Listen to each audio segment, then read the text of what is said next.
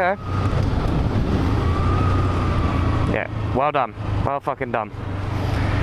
Already, not even seconds into the trip. And someone didn't give way to me. Great start. All else fails, we will build it once again.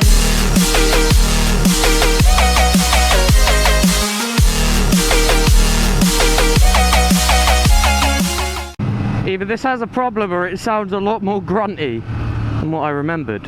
You know, a lot more aggressive. This is my first time being out on a bike in, what, month and a half? Almost 2 months without riding. And I'm then going straight out and doing a blooming, you know, 50-minute trip each way. You know. Fucking hell! Do you not see me or something? What the fuck is wrong with you? The actual fuck! First trip in almost 2 months. Woman doesn't give way to me. And then woman doesn't give way to me. Great start. So yeah, I flew back in from America yesterday. Now, I'm not actually jet lagged. Jet lag going to America isn't really a problem because you're going to bed at your body clock time of like 3-4 in the morning, and then you're waking up at like 11 or 12, you know. So you're going to bed late and you're waking up at like midday, so it's nice. Coming back, that's the problem, because then you're having to go to bed at like 4 in the afternoon, and then you're having to get up at like 3 o'clock in the morning, you know. Meow. Yeah, I'm back on the sound effects, guys. Back on the sound effects. Flew into Toronto up in Canada. Stayed there for 2 nights. So got in, but there was a bunch of bloody hippie, eco-friendly fucktards at Heathrow. So we got away late. You know, it's all about building the third runway. Now, if they were people that were going to lose their houses because of building the third runway, I'd completely understand. Because obviously you're losing your house, you're losing your community. I mean, if someone turned up and just said, right, I'm getting rid of your house now, you're going to be, well, hang on a minute, mate. And you know, you're obviously going to fight back. So understandable, but no, they're just people who, you know, wanted the earth to be a better and greener and healthier and happier place. You have any day you do that, and you choose the day I'm going on fucking holiday. But yeah, it was alright because it started off as a blooming 8-hour delay, and then it worked its way down to a 3-hour delay, which then went back up to a 4.5. So we didn't actually get in Toronto and in our hotel till Toronto time of like 11:30. So, you know, like 5 o'clock in the morning, you could tell we're wanting to go to sleep. And obviously 11:30, yeah, you can see some of the nightlife, but not that much is going to be open at that point. So we just went to sleep. Next day, went around Toronto, went up the blimmin' CN Tower. That thing is fucking big. That's what she said. So we had a day in Toronto, and then the second day we went down to Niagara from Toronto, around the Great Lake. You know, Canada has 5 Great Lakes. So we went around Lake Ontario. I think that's how you say it. Yeah, went around that. Took like 2.5 hours on this fucking minibus thing, which showed up an hour late. Fucking beautiful weather. Beautiful. The whole place is just amazing. And obviously tourist attractions like no tomorrow on the Canadian side. I tell you, if you're gonna go to Niagara Falls, I'm just saying, go to the Canadian side. Even if you're American and you're going there, get the train across and just, you know, yeah, you have to spend about 2.5 hours in fucking customs, but it is so worth it.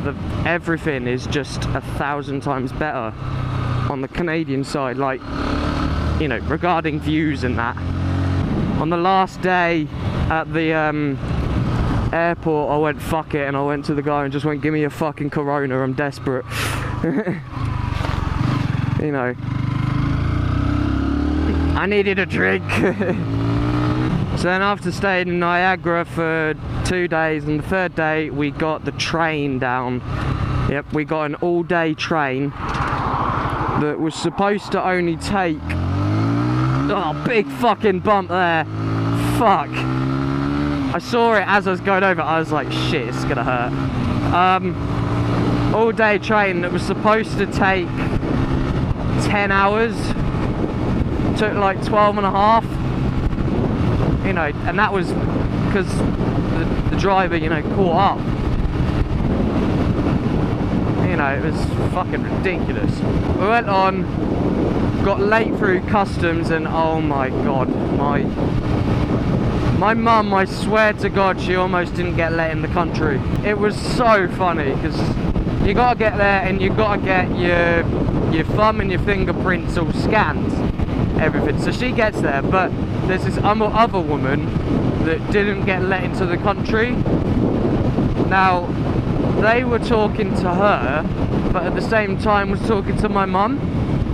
So this guy literally goes, Julie, and then doesn't say that he's talking to the other person, but just looks at her, but was still like looking at my mum, sort of thing.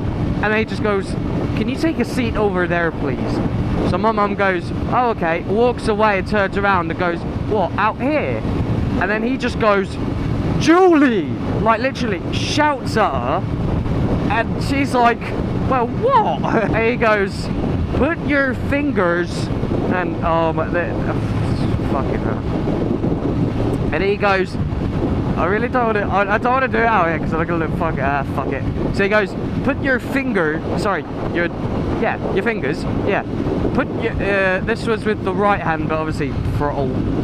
He goes, put your fingers on the scanner like this. And she goes up and does the, I can't do it in the gloves, but does the fucking brownie promise thing. And I'm like, what the fuck are you doing? And she was like, well, I thought he was going to make me do some kind of brownie promise. I'm like, Jesus Christ.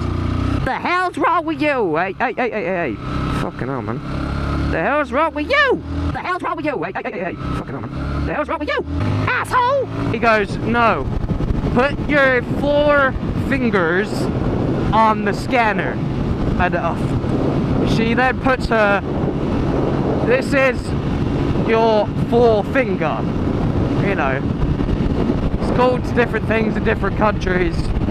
But my mum put her 4-finger on the scanner. And by this time, this guy had gone past pissed. And instead, it started to make him laugh a bit now, and he just went, you do have 4 fingers, don't you? And she's like, oh! And I'm just like, oh my actual god.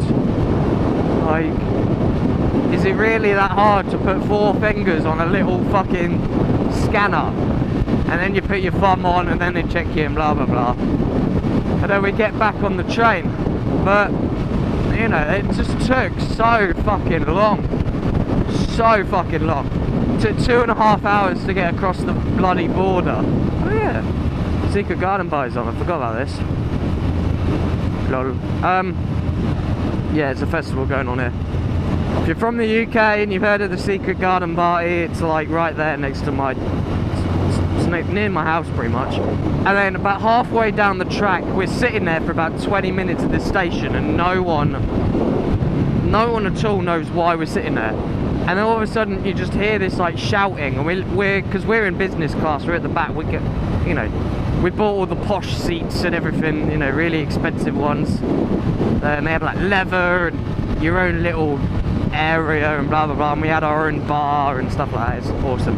And we looked down this aisle, and there's 2 police officers trying to get this one guy off of the train, and they can't get him off. These two, you know, quite large, you know, American police officers trying to get this one teenager off of the train. They can't. So then all of a sudden you just hear the and they fucking tasered him.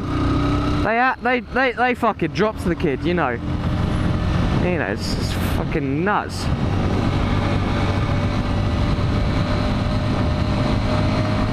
Yeah, there you go, secret garden party. Called secret because it's a secret. You know, like secretive. Secret garden party. Oh, bloody hell.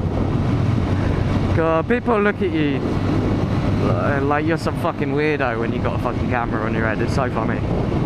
So yeah, and we didn't actually get into New York till late. So once again, we got in the hotel late, and we went out and had a look around, blah blah blah, and then went and had a look around New York, and then had tour guides and stuff, and then yeah, that was pretty much it. But New York, I love it. It's the second time I've been.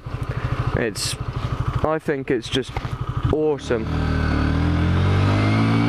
But it's not somewhere that I'm probably going to go back again too soon.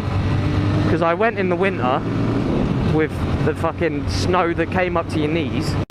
And now I've gone in the summer with the stupid heat. There are 4 sentences that are the most used sentence in New York. Sentences, sorry. And they are: number 4, big red bus. Number 3, bus doors, bus doors. Fucking hell. Number 2, very cheap price. And number 1 is, no, I don't want a fucking bus ticket. They're your fucking 4 things that get sent in New York. They're fucking everywhere. Every 10 seconds you've got big red bus, sightseeing tours everywhere. Come on, have a ticket. Have a fucking look at it. Fuck off. Jesus. They're fucking everywhere. But oh god. They get right up in your face, like literally, they put it right in your fucking face. It's like fucking hell. Just leave me the fuck alone, you know what I'm on about? I'm just a dick to them, really. I either straight up blank them, like just ignore them, just keep looking forward or whatever. And on the last day, there's this one fucking woman that literally puts it right up in my face like that, because she's like, go on, have a look, and she fucking follows me and I'm just ignoring her, and she fucking walks along with me and puts it, and she's like, at least have a look, man. I literally just look her straight in the fucking face and just go, no, like say it so blank and direct. She just goes, okay. And I'm like, you know, you're getting right up in my grill with a little fucking piece of paper wanting fucking $30 just to ride the big red bus. You know, it's... We will build it once again.